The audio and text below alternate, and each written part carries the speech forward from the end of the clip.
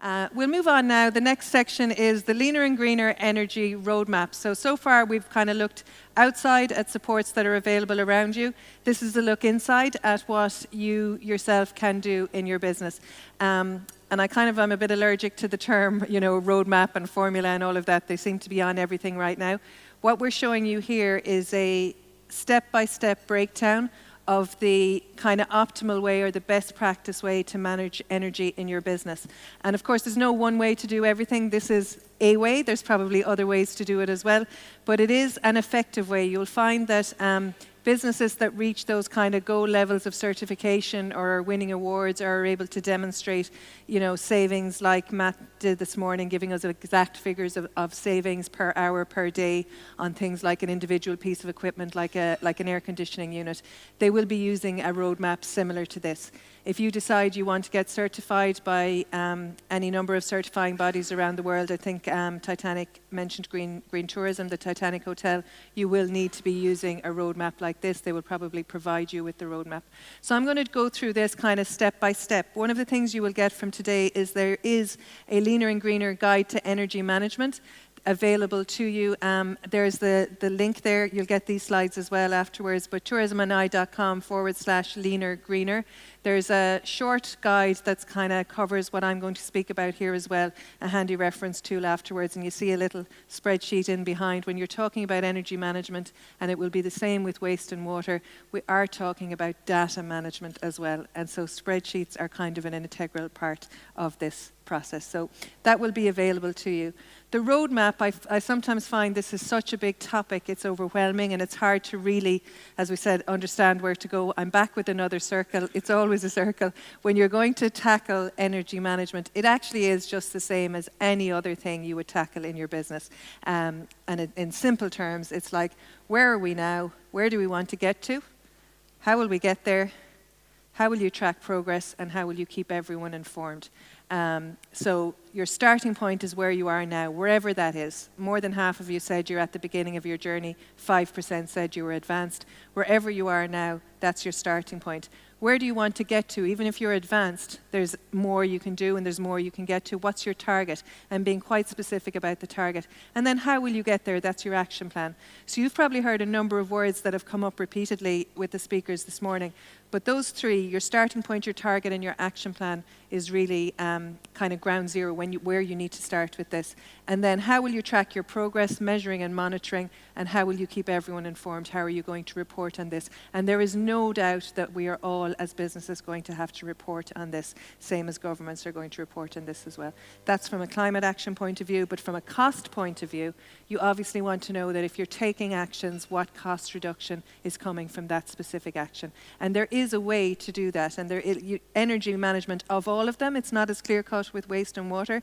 You can know exactly how much you use, exactly how much it's costing you, and exactly what impact any change can make. So 10 steps to leaner and greener energy management. I know this is a busy slide. We're going to speak through them one by one, if that's okay. The first one there is appointing a green team or a green champion. And we heard about the green team here in this hotel this morning. I would say before that, the absolute fundamental first step is the commitment of the owner or the senior manager in the business. It's up to the owner or the senior manager to create the conditions for somebody to be able to actually implement the leaner and greener roadmap. It is unfortunately the case that it will happen in businesses. Tina, you might take a Friday afternoon and fill out that spreadsheet and we'll get that done. That's actually not going to do anything. It might get the spreadsheet filled out, but it's not actually going to help you embed a system within your business where you're monitoring not just energy, but waste and water as well, and other costs. So I would say the first thing, if you're the owner or the leader and you're not quite convinced, then I wouldn't be really moving further until you've really thought through yourself whether this is something you're going to be able to stick with or not, because it is an ongoing and rounded process. So I'm going to go through them one by one. Appointing a green team or a green champion. We spoke about leadership. You absolutely need leadership. First, the leadership of the owner, senior manager, but secondly then within the organization. So a green champion, if you might be the only person in your business, then you are the green champion. It's a question of actually giving somebody this role so that it demonstrates that this role is important in your business. If you're a business of 2, 3, 4 people, you might still just have one person. That's the green champion, whose job it is to kind of keep this on the agenda and implement the rest of this roadmap. In a larger organization, you would have a green team. So in a business like this one here, it would make sense for energy. You can think of all the places around the business where energy is used. You probably need someone from every department and every function to be involved and be feeding in to an overall plan. A green team will usually have its initial meeting, set up its agenda. I'll tell you what their first step is in a second, but meet regularly then. They might meet once a week at the beginning, they might then meet once a month, and eventually once a quarter when there's a system embedded within it. But that leadership within your organization is essential. The reason why, it's only when you're measuring and monitoring that you can truly manage energy and save money.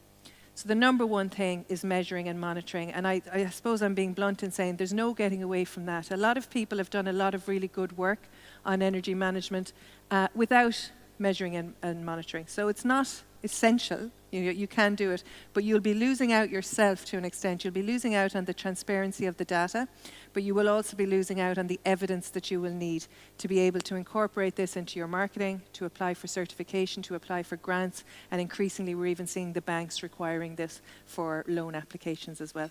So data is king in this really, and you do need a person or a team in your business that's able to gather that data and measure it over time. The data they're looking for, and this is the first job for anybody, and if you've already taken a lot of action and not done this, I would say go back and do this now if you can. Annual units and costs. And we spoke about the bill earlier. That's where you get a lot of this information. How do we measure energy? We measure energy in kilowatt hours, okay? We measure energy in money, obviously, as well, but the unit of measurement for energy is kilowatt hours. And to manage energy, you need to be thinking in those terms. So forgive me if this is too simple for anybody in the room, but it's just a breakdown of what it means, kilowatt hours. A watt is a unit used to measure power, and 1,000 watts are a kilowatt. And a kilowatt hour is the equivalent of 1 kilowatt of power for 1 hour. So if you turn on a machine that has a 1 kilowatt rating for an hour, it'll use 1 kilowatt hour. And that kWh is the term you'll see, and you'll see that on your bills as well. Kilowatt hours are the common currency unit of measurement for all types of energy. And all energy sources can be converted to kilowatt hours. So they're the common language, kilowatt hours, no matter what type. And this means we need to convert every source of energy we use into kilowatt hours in order to be able to measure it. So some things already come in kilowatt hours, like electricity is measured in kilowatt hours. Your electricity bill will see that. But oil is in litres, for example. It's not in kilowatt hours. You need to convert it into kilowatt hours to be able to compare them. And we'll go through this, how to calculate your energy use. So you need to log all your sources of energy in your business. How many different sources of energy have you?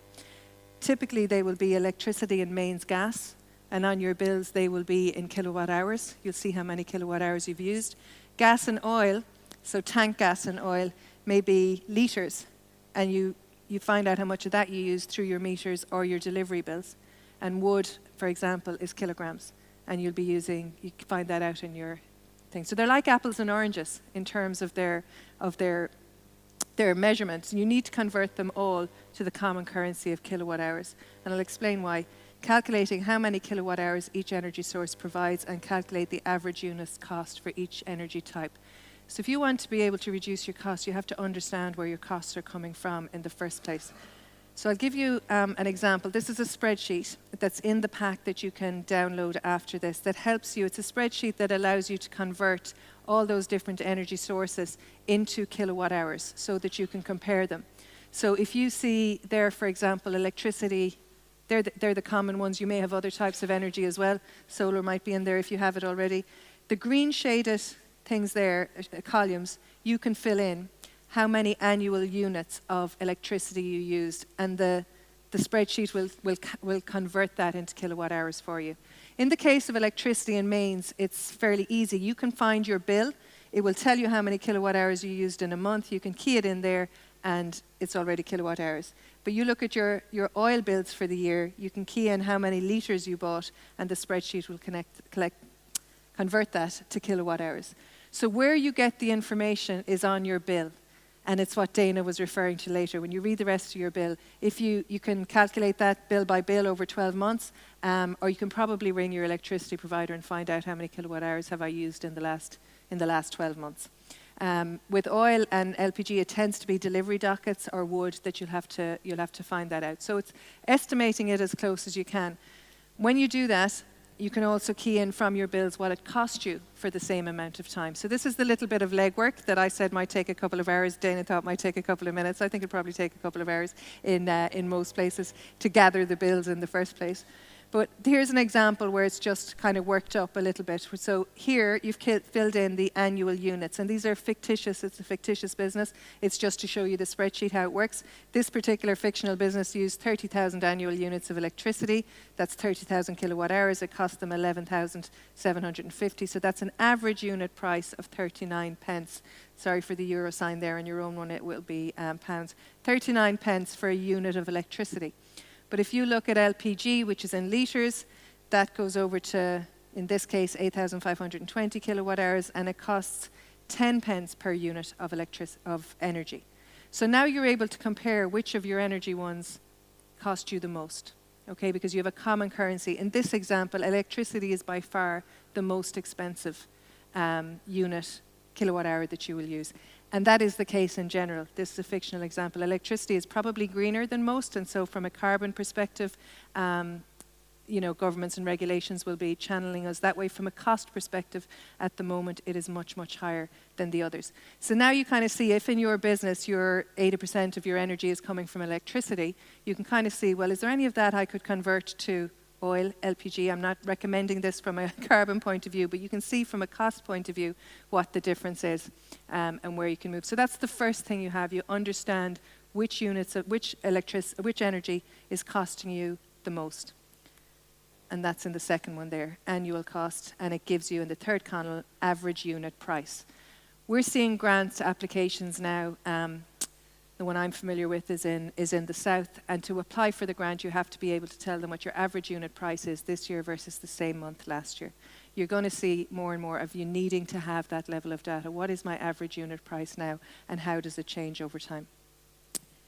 So that's one spreadsheet. That's getting your average unit price so that you can decide which energy source is the most cost efficient for you, and you can compare and track them over time. The other value is having, you can always measure your kilowatt hours year on year and see how that's changing with your business. And this is where the benchmark came in, and we chatted a little bit with Lisa about the idea of a benchmark and what is a benchmark. Going back to that spreadsheet, well, before I do that, the benchmarking allows you to track your own performance over time. And that's what Lisa was saying. They were saying it also allows you to compare your performance against others in the industry. So otherwise you're operating in a vacuum. Is that good or bad? Is that a good price or bad price? Is that a good use of energy or a bad use of energy? Am I using, twice as much kilowatt hours as a similar, business somewhere else in Northern Ireland? So in this particular sheet, it's a way to help you with the benchmark, and I guess the tool Lisa was speaking about will do that as well. You can see there in the column here, there's another. In these spreadsheets, you only fill in the shaded columns. So, for example, again, it's fictional. This is a restaurant with 20,000 covers per year. So I feed in 20,000 covers. That's a good currency for their business, and it calculates over there my kilowatt hour benchmark and my cost benchmark. So that means for me that it cost 1.5 kilowatt hours of electricity per cover. Okay, so that's how much electricity costs me per cover in a restaurant, and that cost me 59 pence per cover as well. Now that's a benchmark. That's my starting point. I don't know if that is good or bad right now until I can see a benchmark of 100 other restaurants and see what they're doing. But the first benchmark is always yourself. Benchmark against yourself first. So this is where I'm starting. That's what it costs me per cover. The reason it's important to do this, if you go next year and your restaurant doubles in size and you actually have 40,000 covers, how do you compare that like with like? You can always compare it with your benchmark, because even though your business may grow, your benchmark could in fact fall, because it's per cover, per unit.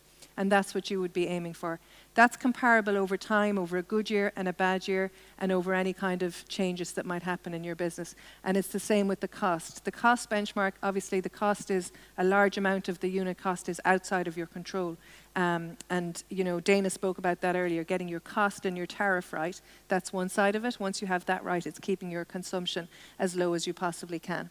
So that's the importance of the benchmark. In a restaurant, it would be covers. In a hotel, it might be bed nights, or it might be square meters or something like that, something that makes sense for that business, that's a constant indicator for the business.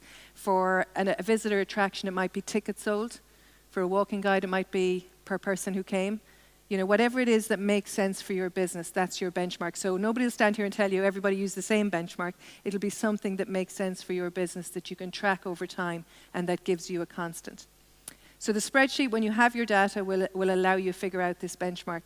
I imagine, and I haven't gone through the tool that Lisa was speaking about from the Responsible Business Centre, but she did say they provide you with coaching to help you get the data to put together your benchmark. This is probably the data you need. That's going to be your usage in kilowatt hours and your cost. So that's the second thing, is your benchmark. When you have those two steps taken, you now know how much it's costing you, but added to that, you know how many kilowatt hours you're using, how much each unit of electricity or energy, which is kilowatt hours, is costing, and a benchmark that you can compare your own performance to over time. So if you decided that I'm going to change to solar, I'm going to invest a lot in solar, and you get 50% of your energy from now on in solar, you should expect to see your kilowatt hour, your cost benchmark fall dramatically after a certain amount of time. So you can then check, okay, we did this, and this was the change in our unit price, and this was the change on our benchmark.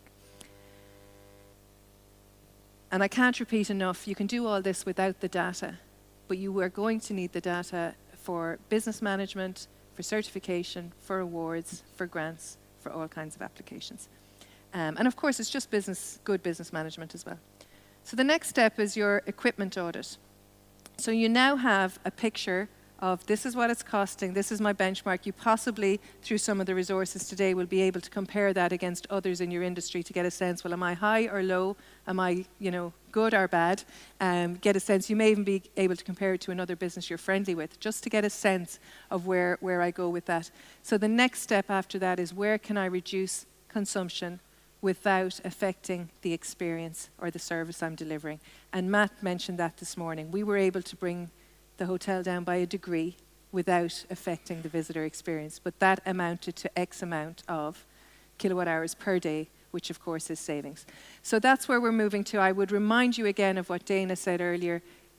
What you do in terms of your tariff and your costs and your negotiations, she shared a lot of resources, and that's step one. That's limited what you can do. You know exactly what you can do, make sure you're on the right tariff. After that, it's about managing the consumption.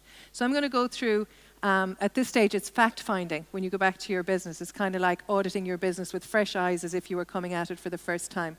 And there are a number of key areas. So an equipment audit is the first thing. Your equipment is probably the biggest user of energy in your business. So getting a clear picture, why would you do it, on how much energy each piece of equipment consumes. So you're down to individual pieces of equipment. So you're digging deeper and deeper into your costs each time. Then getting a clear picture on how much it costs to run that piece of equipment, and then using this data to set targets, reduce costs and consumption. So it's about data-based decision. Again, I'm going back to Matt's talk when he spoke about air conditioning units. That's getting down to, let's focus on that piece of equipment.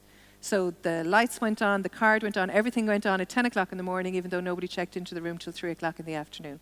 So everything is on in the rooms for the value of the guest experience. Now they're looking at, okay, what is it costing to have the extractor fan on in that room for 6 hours with nobody in the room every day by 190 rooms?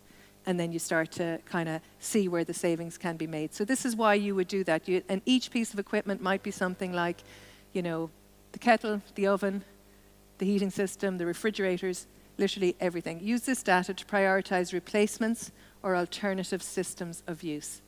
So in the case of the Titanic this morning, it was an alternative system. Okay, we're going to stop putting everything on at 10 o'clock and maybe we'll put them on at 2 o'clock instead. Just makes more sense and cost saving. So for each piece of equipment, what you're looking to find out in this audit, and there is a spreadsheet to help you with that, is 3 things. The kilowatt rating, the hours the piece of equipment is in use per week, and the average unit cost of that piece of equipment. So off the top of your head, you probably have a good sense of what are my biggest users of equipment. You probably know that intuitively. Now we're talking about, like, let's get the data behind that. So when you're doing an audit, you're literally walking around looking at a piece of equipment and trying to find out what's the kilowatt rating, how many hours is it in use. You'll usually find the kilowatt rating, sometimes it's on the piece of equipment. So I'm trying to think of an example. A rotary toaster, for example, might have a kilowatt rating of 2, which means it takes 2 kilowatts just to turn that on, for example, or when it's on it. Something else might be more efficient. It might be 1 kilowatt. Something else might be more. How many hours would be in use per week? So a rotary toaster in a hotel might be on from, I don't know, 6:30 till 11. So you can roughly work out how many hours it's in use. And then through the other spreadsheets, you know how much a unit is costing you. So you can work out exactly how much that piece of equipment uses.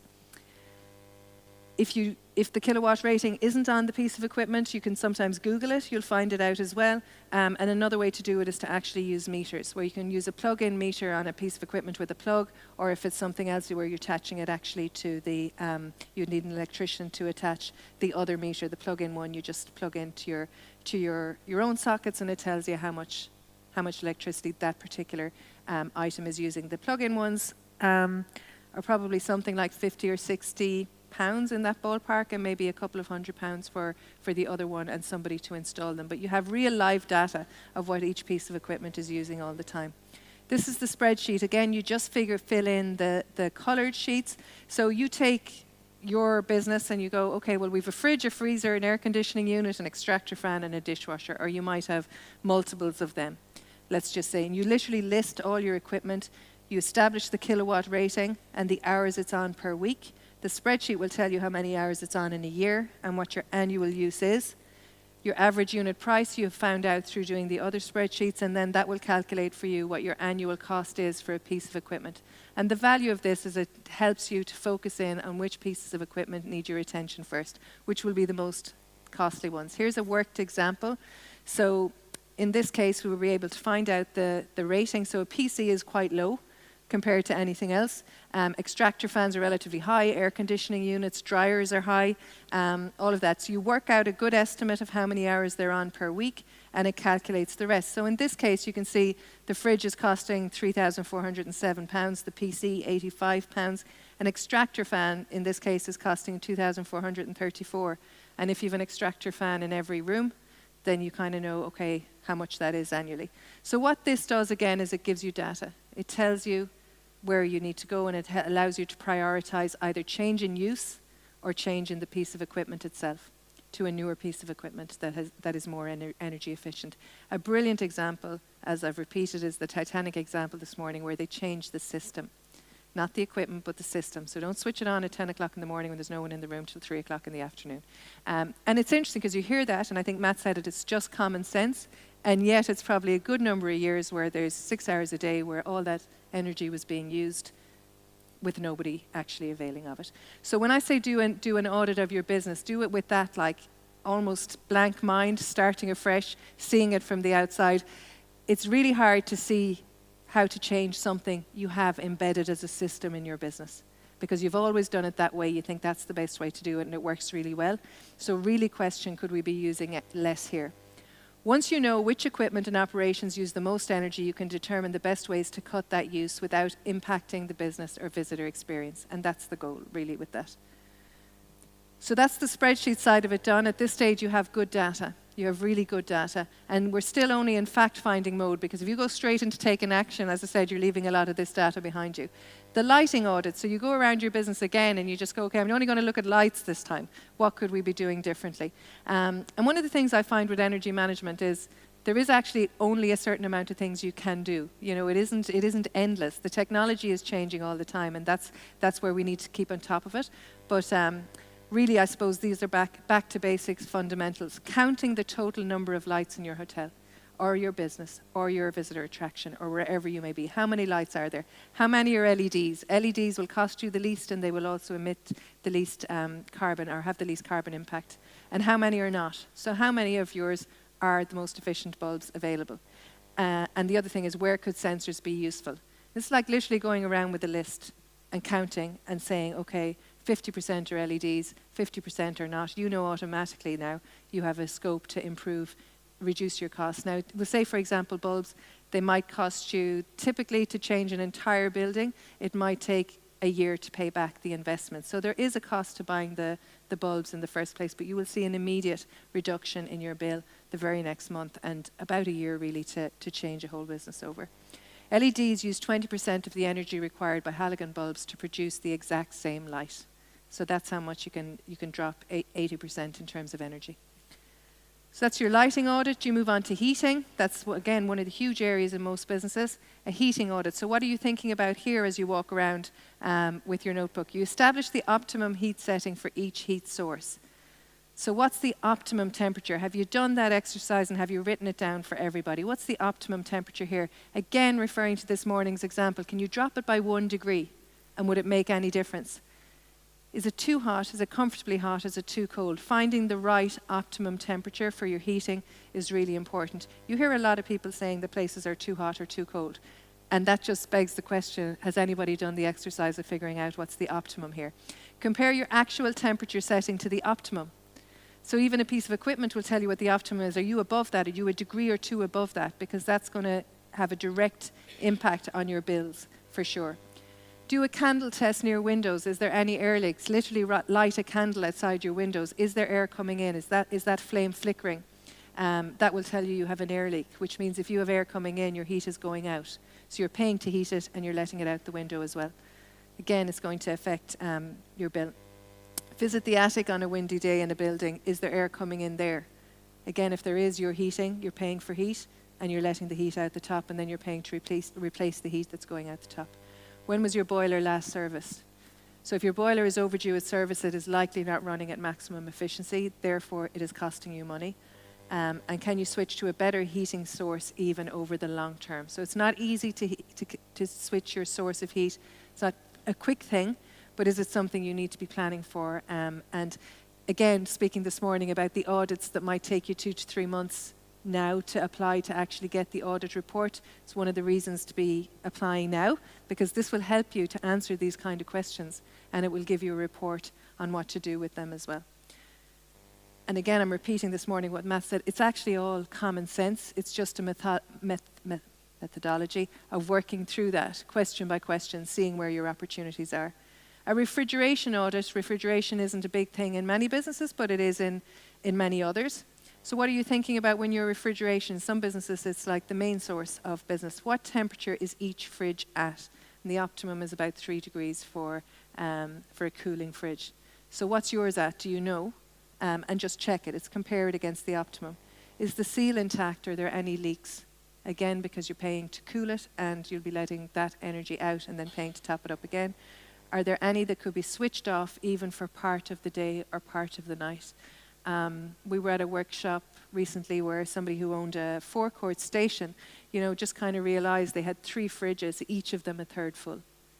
So they're kind of like, oh, okay, can we have 2 fridges instead of 3? So they didn't put them all into one, but they were able to switch off one large fridge just by looking at the fact that they're all only half full at this time of year, which was the winter time. And in the summer they might all be full, but in the winter they might all be half full.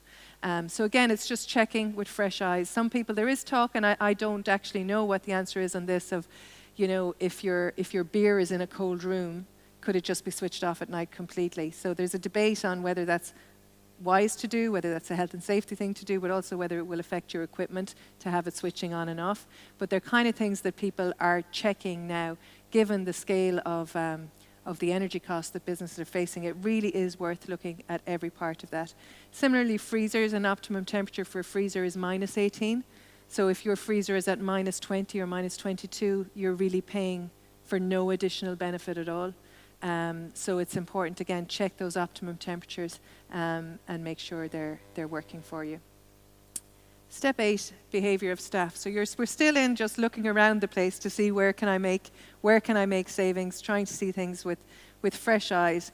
There are many experts in the energy management space that I've listened to and that I read and I follow. who will say that this is probably the biggest impact on everything from energy management, apart from negotiating your costs and your tariff. It's how people within your business are using the equipment or are implementing the processes that you've put in place.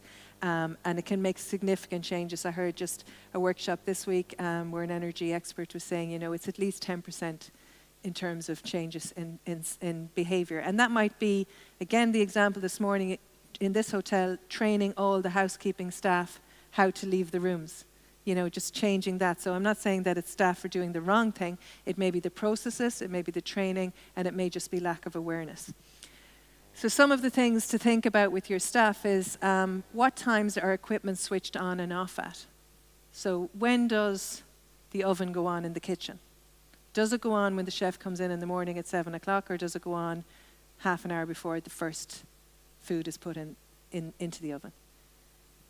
Surveys tell us that most of it goes on when the chef comes in the morning, because that's just been practice for however long. So it's looking at what times are they going on and off, and who decides when the equipment is on and off. If that isn't written down and documented, it's just happening without any particular system or process in place. So it's like, who's deciding and when are they going on and off, and when do they need to be on and off?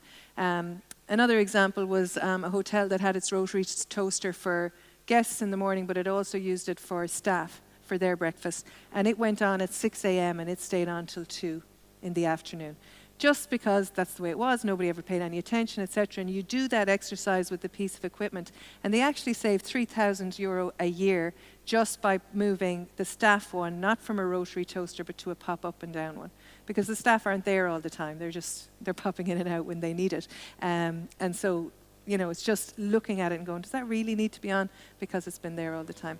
How are the thermostats managed? Often there's wonderful pieces of equipment with great technology, but nobody actually knows how to use them. So you just kind of stay in the safe area and not look at them. But is anybody managing the thermostats? Are doors or windows open when the heat is on? And it seems ludicrous in the times we're in that this would happen, but it happens all the time. I could give you at least 10 examples in the last month where we've been doing workshops like these, where the hotel we're in has the heating on and the front door wide open. Because it's welcoming, because that's the way it's always been, etc., but it's paying to go out. Where we have gone into rooms where it is so incredibly hot in the room that it's uncomfortable, that everybody who came into the room opened all the windows. So you're paying for this heat, but for people to actually be comfortable. Same with bedrooms, going into bedrooms that are too warm, opening the windows. Being in restaurants where the heat is on and the windows are open. Okay, so check, is that really happening? Are you paying to heat and then cooling down the very same heat? Is air conditioning on at the same time as the heating? So where you have examples of guests or staff turning on the air conditioning to moderate the heat that you have on in the building. Again, it's back to looking at your optimum temperatures. And are hot taps left running? Hot taps cost you energy, cost you 10 times probably what a cold tap will leave you running. If you think a tap was allowed to run for 5 minutes an hour over 10 hours of the day, which is completely conceivable, a tap in a kitchen or a tap in a bathroom or something like that, if they're left running, multiplying that out for the heat cost as well as the water cost, it's really quite shocking how much energy goes on that. So just looking, are these things happening? Could they be happening in our business? Day-to-day changes in staff behavior can save 10 to 15% on your energy costs. And I'd say that's a conservative estimate in most businesses as well. One of the things on staff, and I suppose we'll come to some of the examples on that in a second. Step 9, investigating renewables. So there are probably 4 main types of renewables to consider: solar PV, solar thermal technology, heat pumps, and biomass boilers.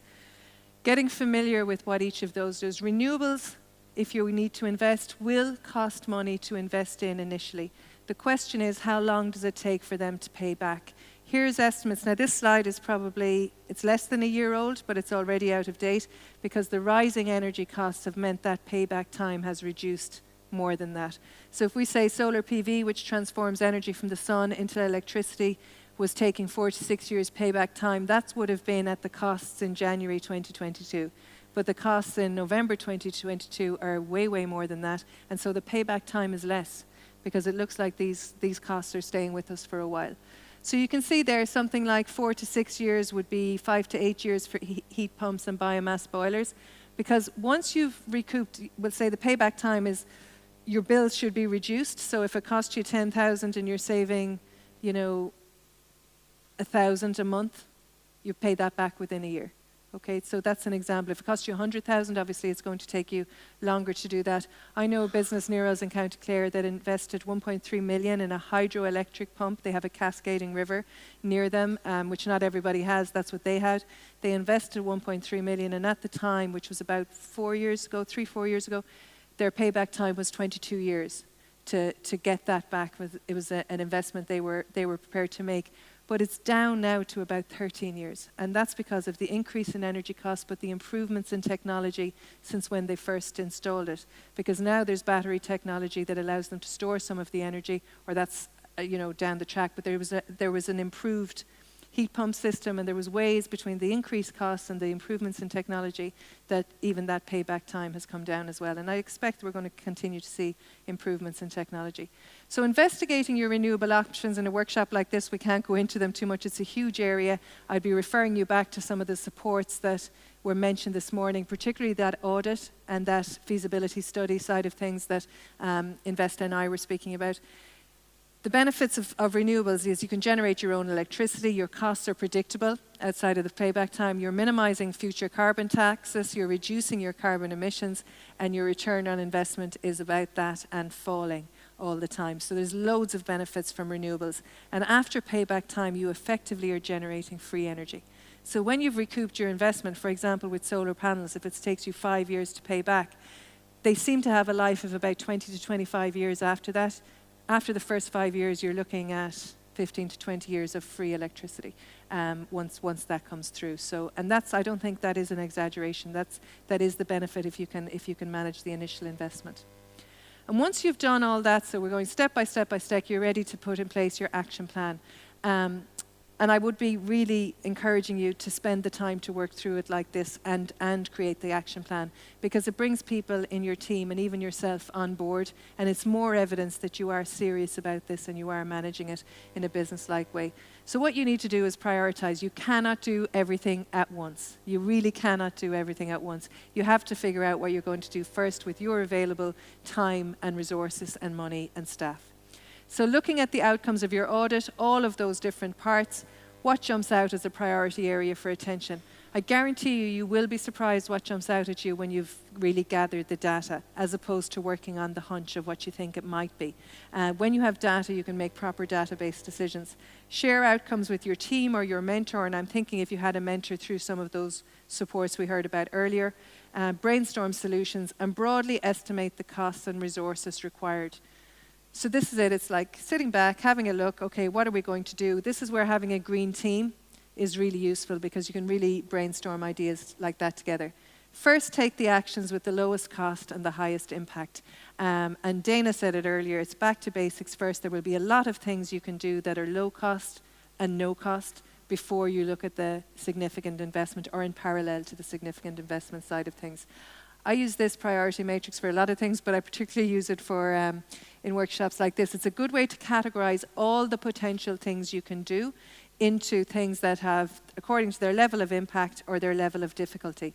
So starting there, you want to be starting over at things that are in the easy and high impact box. So we can do that within existing resources and with existing skills, and it's going to have a direct impact on our bill. It's going to have a direct impact on our emissions. The things that are really hard and low impact, they're the last things you should do, because you're not getting the benefit from them. They might be the sexier things, they might be the cooler things, they might be the things that have a grant attached to them.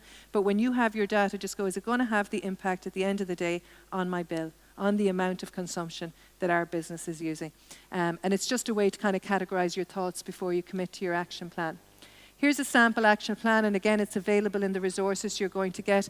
It's just a very simple table. What's the action we're going to take? Who's responsible for it? When will it be done by? And any notes, like things we might need or that's peculiar to our business. I would start by writing down all your actions and then categorizing them and putting in first the things that are biggest impact, lowest cost first. There are things in there you could do immediately by the end of the week. If you start down right now to do them, like there's one there, I can check the temperature in all the fridges in the kitchen and see what that's at, and I can make the comparison. There are things that might take you 5, 6, 10 years to actually change in your business. They should still be on your action plan. Okay, so they're all part of a rolling system. Our bit of wisdom on this one is it's only an action plan if it is clear who has to take the action and when that action has to be taken by. So just moving it from we should do that or I must do that to actually Tina's going to do that and I'm going to give her the time and space to have that complete by July of next year. So it's an actual plan that you can keep checking and saying, how are we doing against our plan, and amend the plan where it needs to be. And I'm sure if you're speaking to some of the people we heard about this morning, that kind of detail will be required for them to be able to avail of their supports as well. So at this stage, and I appreciate it's a complete whistle-stop tour, I would strongly urge you to work through that methodology, even if you're a long way down the road and haven't done it before, so that you have a transparent, credible system that external people can see, that your own team can see, and that you yourself can look back on and go, oh, we did that action and here was the impact. And you can also get to a point where you know you've done the optimum. You've done what you can do for your business. I think one of the biggest challenges with this is so many things to do that it's hard to know, am I doing everything I can, or is there other opportunities here? You will get to a point where you know, here's what I can do, and it should be at your action plan stage. Here's what we can do. And what it allows you to do is alert yourself to, I need help with X. I've identified that, and I need help with Y. I'm really conscious, even this morning, with our, with 4 speakers, with 6 or 7 bodies here, even that, how overwhelming that information is, all the different stuff you have available. Taking your own leadership on it and getting out in front of what's available allows you to say, well, actually, I need to speak to that business, or I'm looking for this support because that's what I'm doing with my business. The sooner you get out ahead of that into a position of your own leadership, the sooner you can start to pick the supports out there that best suit you. Because sometimes, we were briefing a workshop and, somebody just said, don't come in and tell me everything that's available, just tell me what to do. And unfortunately, there's nobody who's going to tell you what to do because it will be specific to your business. So doing this level of legwork yourself internally within your business will equip you with enough knowledge for you to be able to engage with the right people who are going to be able to help you. And I think we saw this morning there's a lot of supports available. Because this is such a global agenda right now, you're going to see more and different types of supports. And just being informed enough yourself to be able to take advantage of that is really useful. Some takeaway actions, and these are only very, very simple actions, but again, work through them. There will be more. Introduce a strict switch-off policy and train your team. Let everybody know what time each piece of equipment needs to be on and off at. Put stickers on each piece of equipment so that people know. If you haven't told them, they won't know. Display preferred temperature setting on relevant equipment, train your team, and prioritize replacing older equipment with new, more efficient models over time. Generally, the newer ones are more efficient, but once you're able to do your equipment audit there, you'll be able to compare your existing equipment with any potential new one you buy, and you'll know in advance exactly what your savings could be. Lighting, what can you do with that? Well, install LED lights, we cover that. Replace all CFL bulbs. Install motion and light sensors in lesser used areas, and eliminate unnecessary light, optimizing natural light where you can. That's just an example. I'm going to a dining room with 40, 50 watt halogen spotlights on 7 days a week for 12 hours. Might cost something like over £3,000. You change them to LED and you could save £730 a year. It's just the kind of calculations that I think you probably need to be doing yourself to figure out whether an investment is worth it. Heating, service your boiler, number 1. Install the thermostats and train staff on operating the controls if you already have them. Reduce the temperature where possible to an optimum amount, and upgrade the insulation in your building. They'll all be obvious if you're going through the audit and you're seeing some of the things we mentioned earlier. A 10% decrease in boiler efficiency will lead to a 20% increase in costs. That's a kind of a rule of thumb. And if you haven't serviced your boiler, you will be seeing those costs.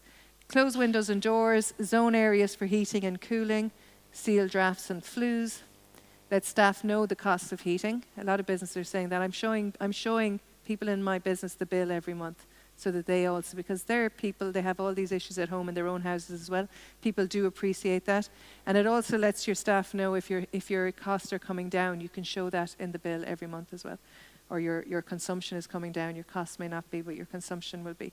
Refrigeration. Check and maintain the door seals. Ensure temperature is no more than 3 degrees in fridges and minus 18 in freezers. Install a PVC curtain on large fridges. And staff. invest in communication training and monitoring. This is the biggest thing, especially of heating the systems and new technology. So really ensuring people are aware of what's at stake and how they can contribute to that. Invite ideas for energy saving from the team and reward and recognise those ideas and any impact that staff are taking. Making it a team project is really quite important in businesses that have a team. And renewables, it's a huge area. The best we can say in this space of time is research your options thoroughly. There are a lot of new suppliers out there. You need to be working with a reputable supplier, best speaking to other people in the industry who might have used, or even outside of the industry. Check with others and calculate the return on investment. And I think some of the supports today that you heard about earlier would help you to do that as well. So downloading the workshop resources, everything I referred to is in there, and you'll also be able to access those spreadsheets which have the formulas filled in for you. And there's the link where you can get those as well at the moment. Okay. What I wanted to do is give you, and I'm going to check, I think we probably do have a little bit of time. I appreciate you've been listening for all of this morning, apart from the break. Does anybody have questions or comments on anything that we've said there? We do have a mic if anybody would like to. I know it's a big room. Yeah. We'll just hang on for the mic, so Colleen, so everyone can hear you.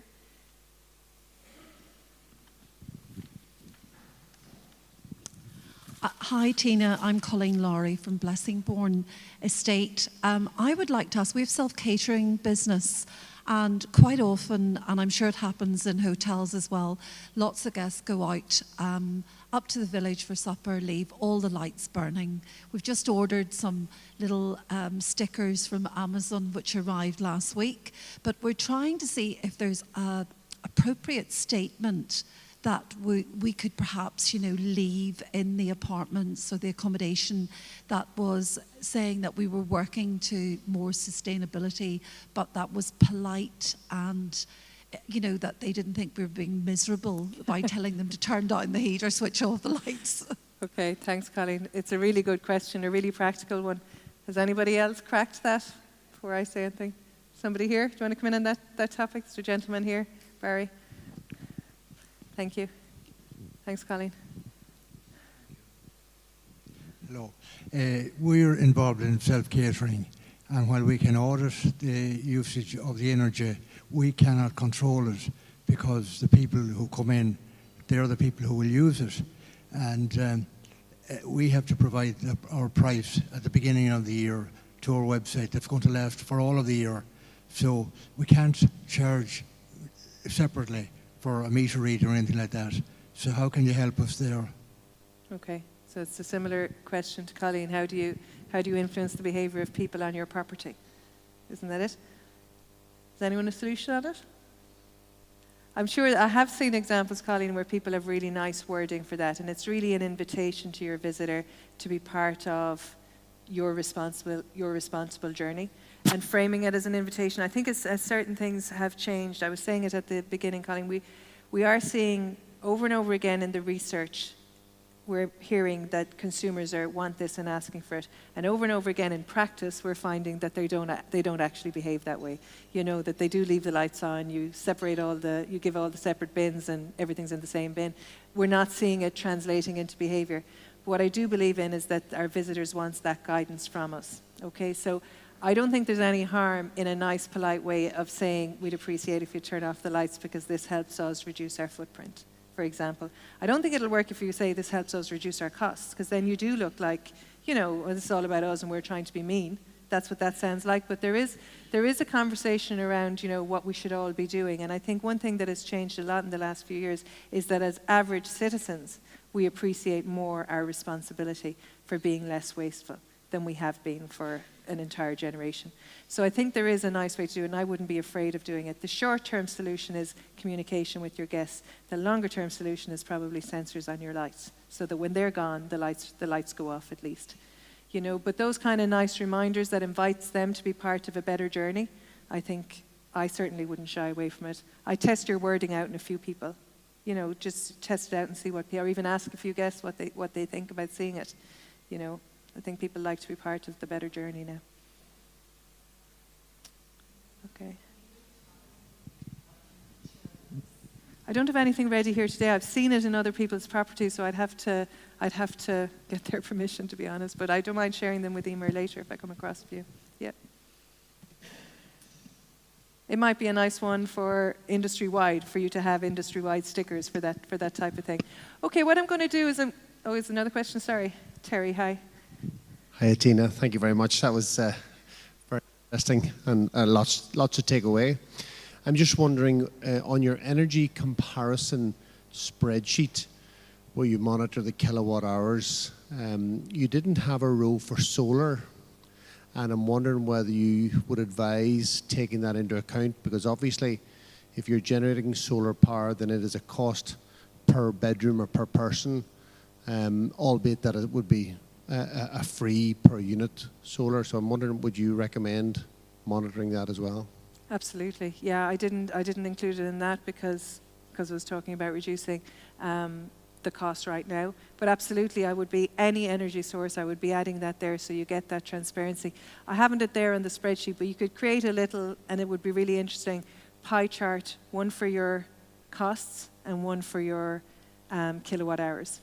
And you see, it really lets you understand where, like you might be generating a large amount over time of kilowatt hours from solar. So it's a big chunk of your source, but a small chunk of your costs. And that's kind of the incentive you're going to need to move over to that. But yes, I should have had it on there probably, Terry, and I would have every single source of energy in there. Yep, thank you. Anybody else? Okay, I wanted to give you just a little bit of time at your tables, maybe about 10 minutes. We may have time to feedback from one or two tables, but really this is a chance for you to chat to people at your table a little bit about if you're able to share one thing you've done that might be of interest to the others, or one big takeaway you have from today that maybe others might know something about. Just a chance to kind of take on board a little of what's been said today, chat to each other about it, and see, you know, what good ideas are at the table now. So there's either one or two things, one big takeaway you have from today, or something you've already done that might be useful for others at the table to use. If you're sitting, you can move around tables if you'd like to move to another table if you're on your own. And otherwise, just about 10 minutes and see what you can share with each other. Hello. I am really, really sorry to interrupt a chattery room like that. I know you probably have lots of things to speak about, and I'm hoping you'll be able to stay for the lunch and continue that conversation. That was a short 10 minutes. If you think it went by very fast, it probably did. So I'm sorry for interrupting, but we'll just, I suppose, continue through to the end of this, and then hopefully the conversations will move on again. Emer mentioned them at the beginning. There are two more dates if you can save the date. 24th of January looking at water, and the 7th of February looking at waste management. A similar methodology and system will work for all of those. I would strongly encourage you to embrace the methodology. It will pay back to you again and again in many different areas with this general cost and consumption management going forward. I would ask you as well, T&I would certainly love to hear your feedback on today's workshop. If you could open the Slido again, it's the same one as before, and enter that code, hashtag T&I 2022. There's a few questions that are just going to come up there. Your feedback helps inform this future support, so if you can take the time to have a look at that now, that would be really, really much appreciated. It's your thoughts on today. There's really three questions. How would you rate today in terms of quality of content? How would you rate today in terms of relevance to your business? And do you plan to take some action as a direct result of anything you've heard from the various speakers today? So if you could take just a minute, they're easy answer, they're multiple choice. Hopefully they don't take, and one is just a yes or no. So they really are easy to answer if you can, but the data definitely does help inform future workshops. After that, there are a couple of questions. They may take a little bit longer, and the Slido will stay open for it. What one key thing do you plan to introduce or do differently in your business after today's session?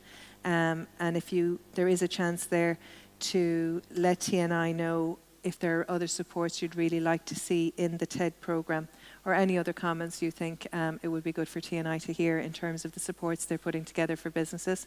They're not as simple in terms of ticking the answers, but if you have thoughts, they would be really very welcome as well, and you can put them through on the Slido.